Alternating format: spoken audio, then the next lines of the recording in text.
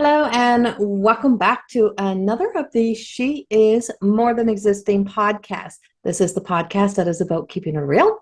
It is the podcast that is about the everyday woman beyond my woo-woo, beyond all the other work that I do.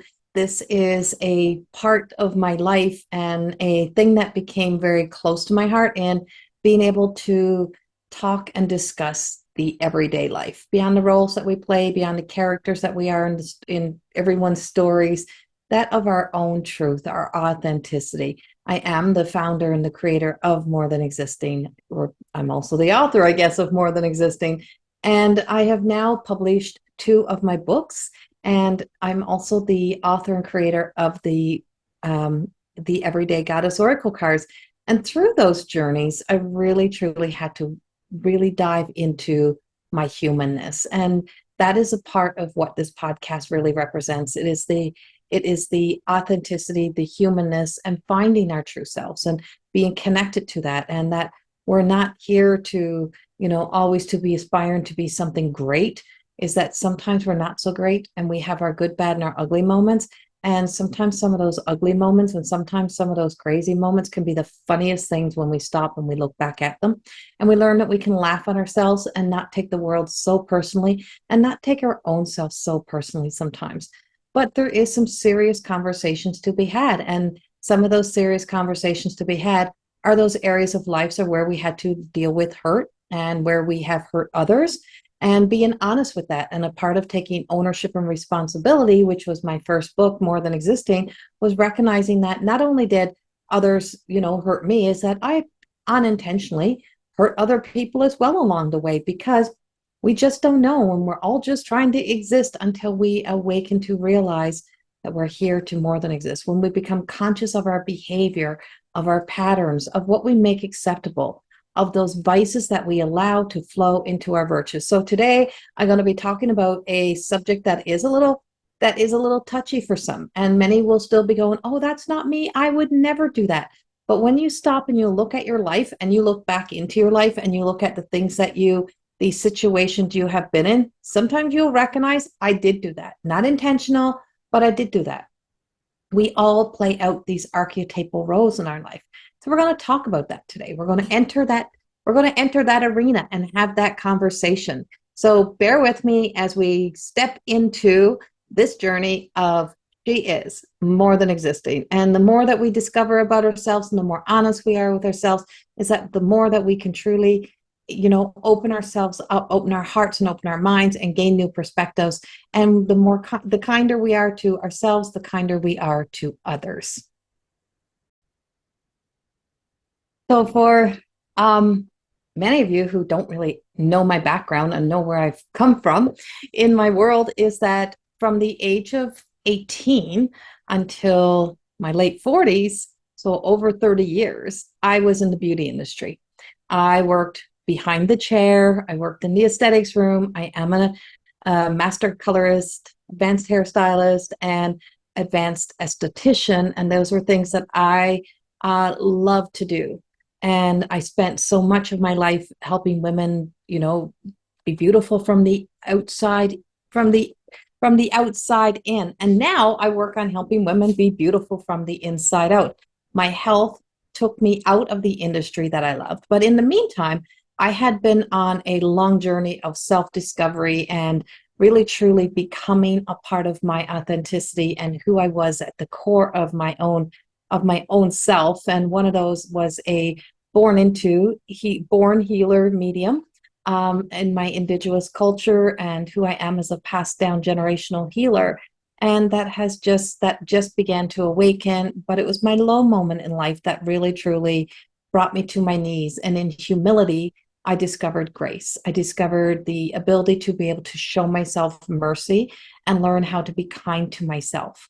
What I discovered along the way was, when I started to recognize being kind to myself, I had really noticed that not only are women not kind to themselves, is that women can be very, and not just women, men can do this too. It's not but that we can be very unkind to each other.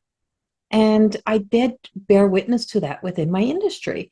And I would often say people would dehumanize us in the service industry, that we would be almost treated as if we didn't have a name. And it would happen so often. I would have women sit in my chair. They would tell me their whole lives. And then when they would leave, it was like you became forgotten. And I would see them outside, and I would, and they could be with other women. They could be out, having dinner, and I could walk in, and they would literally pretend like they didn't know me and I didn't exist. And I would often be so curious about that behavior. And why do women do that? And of course, now with my years of studying as a life coach and emotional trauma and somatic body healing and emotion and neurolinguistics programming and all of those things, and really truly becoming an emotional and spiritual consultant and working from the inside out, I know things in a different way now. I see things differently. And that those subconscious beliefs, those unmet needs, that little not so cool kid that makes it into the cool kid group as an adult still has all the stories of the not so cool kid. And we play with these archetypal roles in our lives. That little one who was kind of the nerd in class, who then becomes the rebel, the one who is the good girl that then becomes the bad girl, those type of archetypal roles, and how it plays out. And with an ability that I have to be able to see beyond, was I could always see the spirit, I could always see the good, and I could see beyond the bullshit and see that behavior. And so my own frustrations, my own anger sometimes left me having like an F you, a fuck you to the world sometimes, and be so kind of distraught and just, disheartened and let down. Like, you give your all and you get nothing back. Like, people, like, how do people pretend they don't know somebody? How do you sit in somebody's chair? And how do you sit in somebody's chair and get outside and not know them? And I became so curious about that. And so my time behind the chair left me looking into the reflection of everyone else and helping everyone else find the beauty within. When the last person left my chair and it was late at night on my very last day, and I had to sit down and look at myself, I had to look deep, and I discovered a lot about myself. And so bringing this into discussion includes a little bit about, not a little bit, a whole lot about myself, my own ownership and responsibility in my relationship, especially with another woman in my life that also plays the role as my mother. And we speak a lot about it in my More Than Existing book, which I just realized is not even in here right now. I just moved it over onto my shelf and it's not right here, which I intended to have right here, and it's not. So, but that was an eye opener. And it was how somebody had their emotional toxicity and their emotional suppressed energy. How I'm like, how dare somebody treat me that way? How dare I see that? How dare, why would someone do that? Because another person had a conversation that was never my intention to be a negative or an attack, but I was questioning something and it got turned into that I said something I didn't say, and this person decided to spew out and kind of throw me underneath the bus. But it wasn't just that I got thrown underneath the bus, is that I became a victim of an online nasty attack. And I'm like, how does that happen? How does that happen? I'm like, oh my God, how do we do that to each other? And then I realized, so I'm like, through that experience, I realized, oh my God, I sometimes speak to my mother that way. And I could be unkind to my mother, and my little inner child, that daughter with her unmet needs, me being the adult, was still looking for that little girl's needs to be met. And that's a truth, and that does play out in our lives. And so I'm going to forward this a little bit because I've had this discussion many, many times. And if you want to know more about them conversations, go read my More Than Existing book. If you're purchasing the book on Amazon, we're still dealing with getting the first version off, but the printing company has kept the hardcover book on there. You have to go into books and then search in books on Amazon to be able to find it, or go directly to my website, go to corriethorne.com, and you'll be able to find the and the link is there to go directly to the revised version. The revised version of More Than Existing has white on top. And if it doesn't have the white on top, it is not the right copy. It is the original copy, which is still a great copy, but we revised and re-edited the book and kind of rearranged some of the stories, not retold the stories, not changed the stories, but rearranged some of the stories. And we made the printing bigger.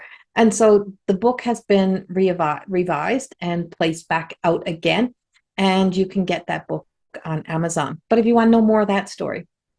And so I want to kind of just bring into this conversation today about women's behaviors, the habits that we have, and about the archetypal roles that we play in those habits. And how many times have you noticed that, becoming a part of a group? And I wrote this down in like specific groups. And, what do we want most in life? We want to feel like we belong, the need to be a part of a group, the need to fit in, to belong. And, you do anything to be a part of the group. And often people will lose themselves, lose their truth, lose the most beautiful parts themselves to fit in to a group, to become a part of the group. They will shun their lifelong best friends, and because they won't be good enough anymore. Because you find the so-called, modern, the up down group, the group that just kind of, you think because you've told yourself the story, have perfected life, and they've got everything, and they've got the ideal life, and they've got the perfect husband and all those things, and you want it, and you want those stories about those people to be so true. They didn't tell you that's what they live. They didn't tell you that's the way their group is. You tell yourself that. So your broken friends, your friends who are still single, the friends that are struggling, the single moms, the ones that are still living on social services, those people you dump. And you leave behind, and you're like, that's just keeping me down. Those people are keeping me down. Those people are not keeping you down. But we see it so often, but it's not coming from kids. It's coming from adults. It is adults do that. It is the grown woman. So often in life, we look like we're grown adults. We try to act like we're grown adults. We play house like we're grown adults. But our brokenness, our inner child, that inner child stories, how we viewed life through our eyes of the age we were at, is still so obvious. And so that little child is still very alive and is existing in your stories and in your narratives. And so you create the image of the group because, there may be 5 people that happen to be married to men that are doing well in life, or women that are doing well. It doesn't have to be a male, female married. But it's like those that are doing well, or they're both doing well, and they've both been able to manage to keep their shit together. They've probably both been worked their ass off to get, the best vehicle, the best house. They're probably working 80 hours extra a week to be able to afford the life that they've decided they wanted. They didn't create the story. You're creating the story. And then when you get into the group and you discover the flaws, and they start to talk about the real life things that are happening, you start to see. And so why do we want to get in? Why do we feel the need to lose ourselves to fit into groups? Because we need to belong. We want to belong. And when you take a good long look at where in our lives we do that, and sometimes it's totally opposite. Sometimes sometimes you abandon all the good people in your life, all the nice people, and you find all the people who treat you like garbage, that treat you like you're nothing because you struggle with a sense of worth. And those play out in the archetypes, and we place characters and people in our stories. And so often, if people are very kind and nice to us and we don't think we deserve it, you're going to say, oh, I can't trust those people. Those people are not nice. They're not good. And I can't have those people in my life. And I had a little bit of that. And it wasn't even from my story. It actually played out through my mother's story. And I also had that sense of picking and choosing people who needed help, that were struggling, that I seen, oh, well, they got it worse than me. When I got to know some of those people, they're a whole lot healthier than me because they maybe had a single mom, because they may have got themselves in trouble earlier in life because they didn't have the same upbringing. I look at them as if they would, me being in their lives were going to enhance their life somehow. And I would be that person, and I could be that friend who could encourage them, inspire them. But yet, when I really could look in the mirror and I could be very honest with myself, they were much healthier than me because they didn't create them stories. I created those stories. And this plays out throughout our lives. And it's a part of our lives. And when we take a deep look into our stories, we look at our own patterns, look at our own emotional immaturity. And a lot of this is about emotional immaturity. It doesn't mean we're emotionally immature everywhere in our lives. It means that we're trapped in an area of our lives, in a story, in a time, and we're still trying to either make up for something, trying to improve something. And that can sometimes be that um, it could be sometimes the downfall of healing. You're always looking for something to fix, something else to do, or to keep trying to improve yourself, to be a better image. And part of the problem is you haven't spent long enough looking at your own self. You look out into the world to create that happiness and joy in your lives. One of the archetypes that I always kind of find humor in, and I often would see this through my work and through life and through being an outsider, because I've always been a little bit of an outsider. I've never been the person that really belonged in groups, never really had a desire to kind of fit myself in groups. I was known as the old soul, the one that was grown up before her time. So I was always seeking and searching to hang out with the older crowd, which also led me down to getting myself into a lot of things before my brain was mature enough to get there and do it, and to be a part of, those conversations, or, or doing, getting myself into some of the troubles in my own life, getting in my own way, because I thought I was growing up. But it became from some repeat stories, and we'll get into that. But let's talk a little bit about the drama queen. And so the drama queen energy is that who is like, oh my God, I never like to cause trouble. I never like to talk about anyone. And so there's a passiveness to it. And it's often led by a passive aggressive.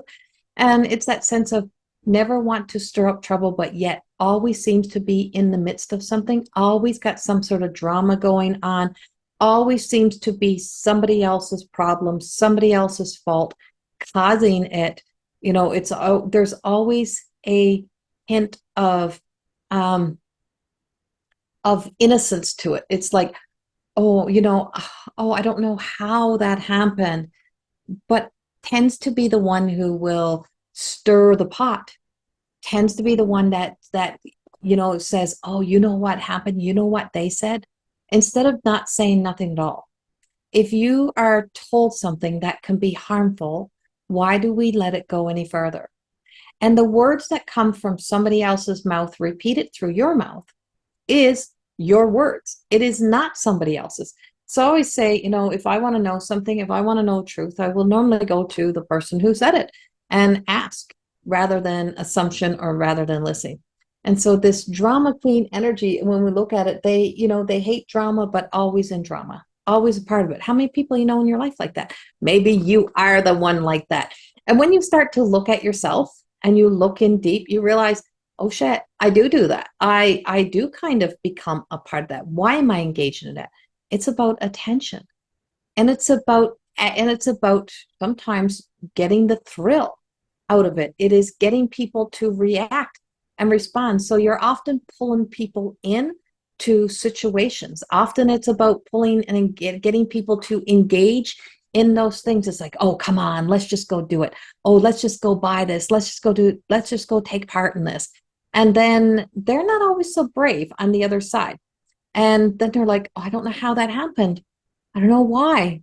And so the drama queen is always seeking something, and seeking that sense of creating the energy. And then the other archetype that often plays out is the good girl, the bad girl, that type of thing. Oh, I'm just such a good girl. I'm always the good one. Who are you trying to convince? And so when you say, oh, I'm always the good one, who's the good one in the group? Oh, I'm the good one in the group. What are you saying about your other friends? What are you really saying? Think about it. What are you saying about your friends? And so when I even think about situations that have played out in my life, I don't see so much that those people were even bad people or good people. They're just people. And they're just people who are, who are caught up in their trauma and their trauma and their unmet traumas becomes a lot of drama in their lives. And it causes them a lot of turmoil because everyone who has a face of, say, if you are abandoned by your mom, or if you didn't get the love from your mom, then every single woman you meet kind of becomes your enemy. And you create that. Or if it's someone who's a specific like zodiac sign, then everyone who's that zodiac sign, you've already created a narrative and a story, and you just wait for that one little piece so that you can say, I told you so. That's who they are. That's what they're like. But none of that's a truth. None of that is a truth. That is not a truth. And it's lies that we tell ourselves so that we can create the environment so that we can be the victim in our stories, or so that we can self-sabotage. Or, when we look at the group we originally just talked about, so that we can belong somewhere, we can fit in somewhere. And so then your whole drive is to match the people in your life.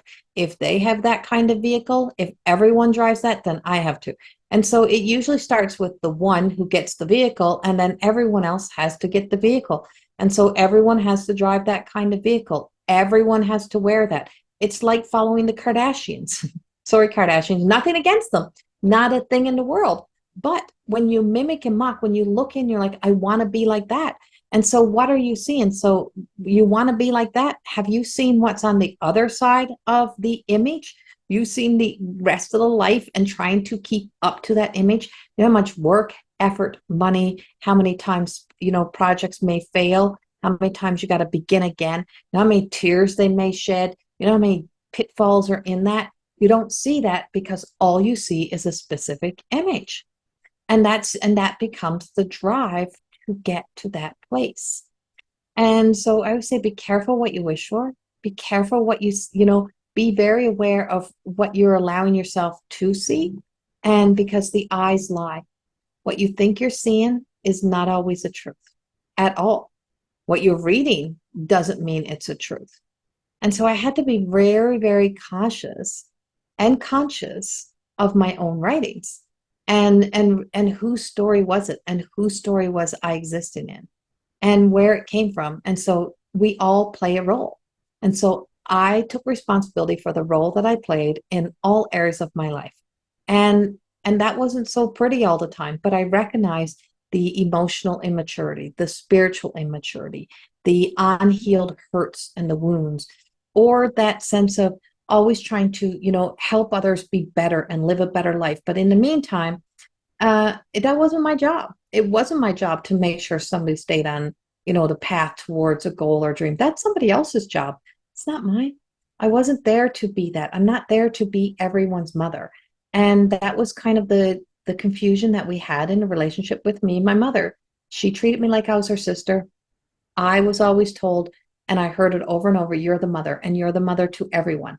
So my toxic emotional, role I played in a lot of my friendships and relationships was I became the mother to everyone, including my masculine relationships. And so even becoming my romantic relationships in life, I became the mother. I became the mother hen. I became the mature one. I became the logical one. I became the one who makes the right choices and the right decisions.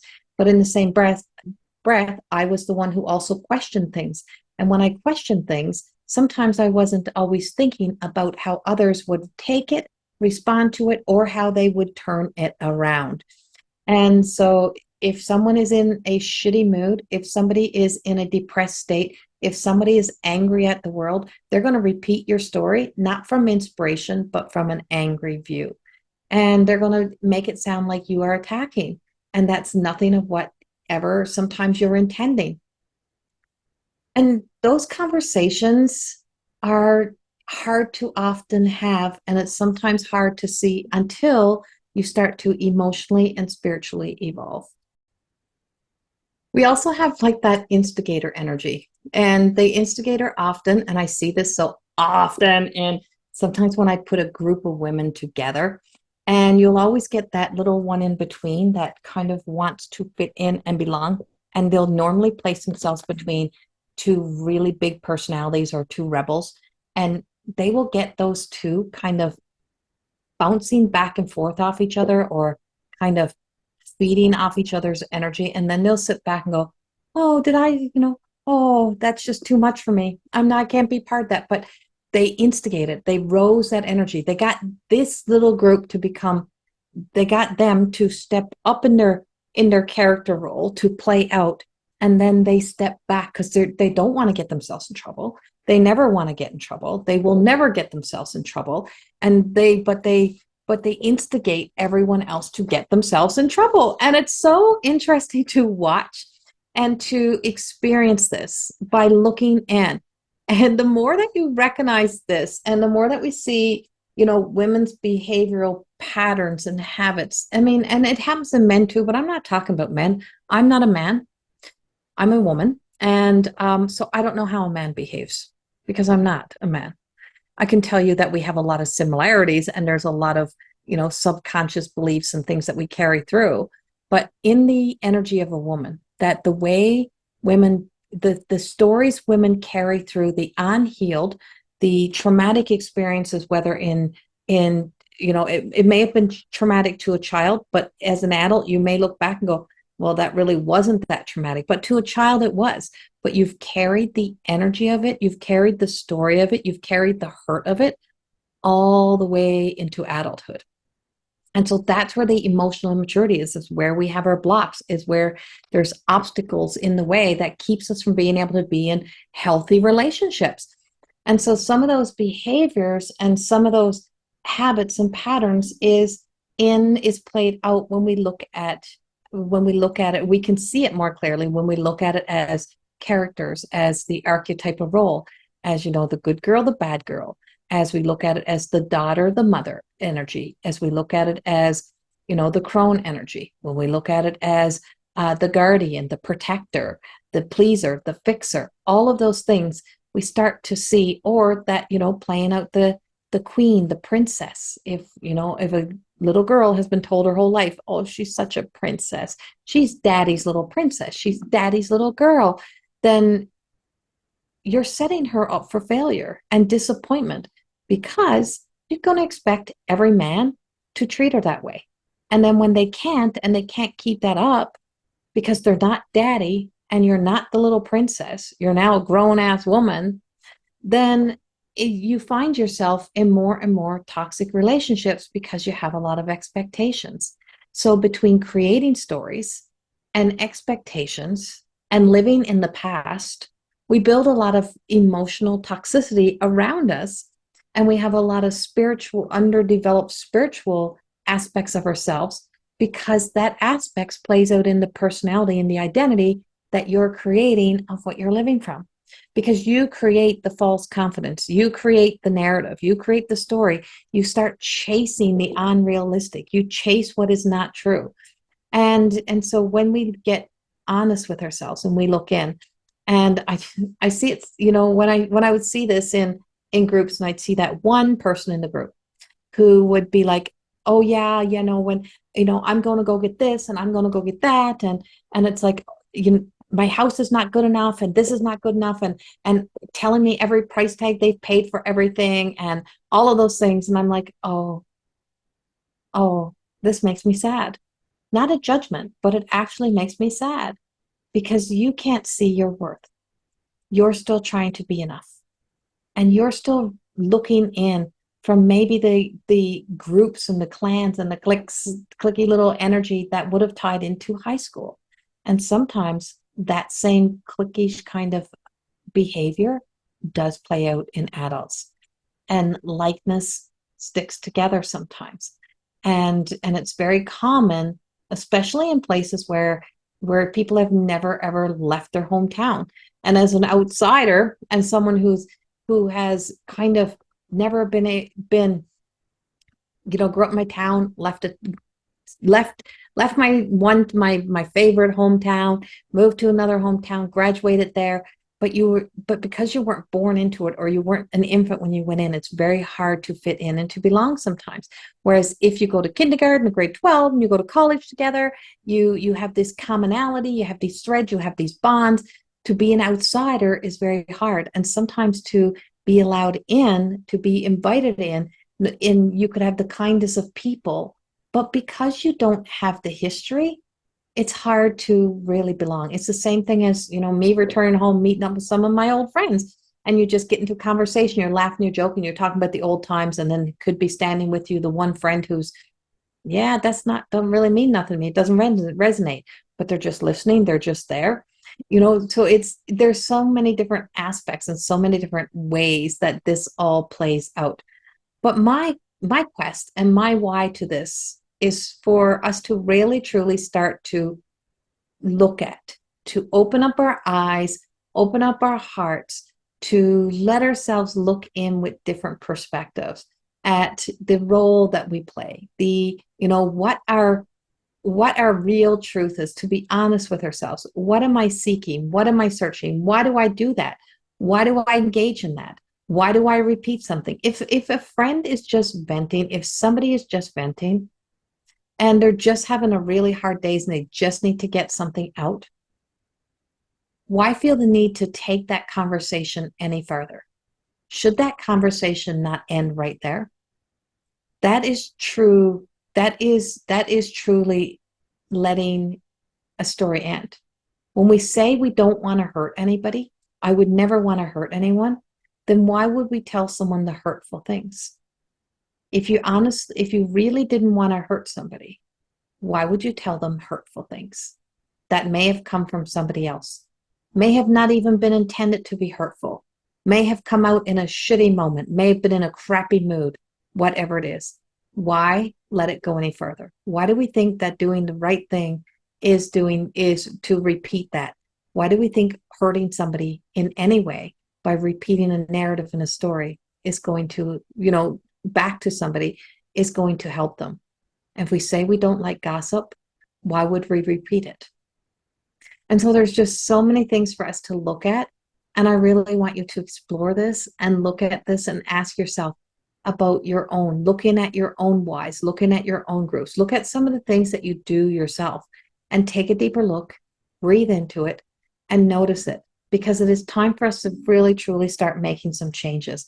When I started to know my worth, when I lost all of my confidence, I could see where my false confidence could sometimes, and it was habit. It was not even intentional. It was unconscious, that through my subconscious, through being oh, come on, let's just go do this, and I would kind of manipulate people into doing things that, maybe they didn't have the money to do. Maybe they couldn't afford it sometimes. And it was not intentional. It was just that's the way, it was like, that's the way I was taught that was inspiration. That was getting people to have experiences or excitement in their lives. But maybe it wasn't for them. And that was an unhealthy trait that I had inherited. So sometimes we have inherited a lot of unhealthy habits and a lot of unhealthy behavior patterns, whether from society, from our upbringing, from the world in general. And it's time for us to start cleaning it up and clearing the energy and finding out more and more about who we really are, what we really want to be in this world, and what we want to be when nobody is looking, and not to be, shaming and guilting ourselves when we're out of situations, or, having to wear a mask when we go out. It's a beautiful thing to take the mask off, to be in this place right now of saying, I don't have a mask. I don't have an agenda. I don't have there's people, I don't have a hate for anyone. I have people who I'm very neutral towards in my life. I know who's an associate, who's a friend, who's not a friend, who is a sister, who's a soul sister. I don't have any real sisters, but I have a lot of incredible soul sisters by choice in my life. But I also just don't hold people to the past. I'm not holding on to people. I'm no longer holding on to those old energies. You set people free. And when you set people free, you set yourself free. When you start to emotionally and spiritually evolve and grow, you start to recognize these unhealthy traits and habits that take you farther away from yourself instead of being able to find a comfortable place within. And I hope in some way that this conversation, this little pieces of a conversation in this quick conversation, in this quick podcast, really truly can help you question yourself and to look deep and look at our lives and look at the things that we have done and are we ready to let things go, let people go, let situations go, or just sometimes just move beyond those old stories and quit doing the things that are not really serving us at this stage of the game.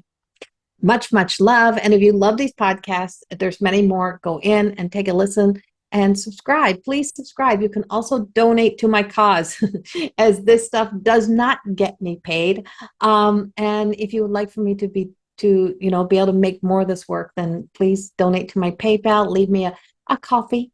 And I'm so grateful and appreciative for all the love and support that I get. You can purchase my books, the Oracle card, all on my website. Go to corriethorne.com. Everything is in the links below here on YouTube. Much, much love. Have a beautiful, beautiful day. And I will speak to you all very soon. Keep on more than existing. Bye-bye.